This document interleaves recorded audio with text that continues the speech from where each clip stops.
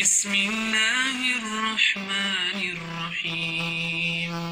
آمن الرسول بما أنزل إليه من ربه والمؤمنون كل آمن بالله وملائكته وكتبه ورسله لا نفرق بين أحد من رسله وقالوا سمعنا وأطعنا غفرانك ربنا وإليك المصير.